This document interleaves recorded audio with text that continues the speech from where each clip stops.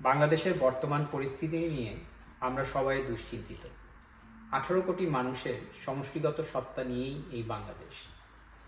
সম্প্রতি 18 কোটি মানুষের এই সমষ্টিগত সত্তা আর আগের মতো নেই।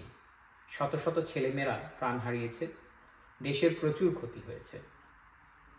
একটা দেশের সরকার বাবা মার চেয়ে কোনোভাবে ভিন্ন হয় না।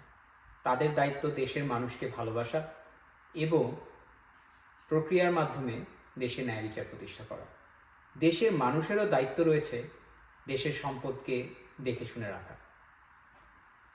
বর্তমান সরকার এবং তাদের প্রতি জনগণের তরফ থেকে আমার 3টি দাবি রইল। আমাদের প্রথম দাবি, বাংলাদেশের সবুজ লাল গণতন্ত্রের যে পাখিটি রয়েছে সেটাকে স্বাধীন করে দিন। বাংলাদেশের মানুষের বাক স্বাধীনতাটা তাদের গায়ে বয়ে চলা লাল রক্তের মতো, তাই মানুষদেরকে বাক স্বাধীনতা দিন। আর তৃতীয় দাবিটি রইল, বাংলাদেশের সরকার যেন দেশের মানুষের প্রতি ভালোবাসা দেখায় এবং তাদের প্রক্রিয়ার মাধ্যমে ন্যায় বিচার প্রতিষ্ঠা করে। বিশেষ করে বাংলাদেশে যারা মন্ত্রী এবং আমলারা রয়েছেন, তাদের বাংলাদেশের মানুষের প্রতি চাকর অথবা সেবক হয়েই সেবা দেওয়া উচিত।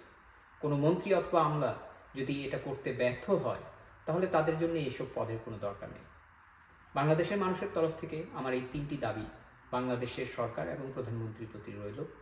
তারা এটা নিজেদের বিবেচনায় নেবেন।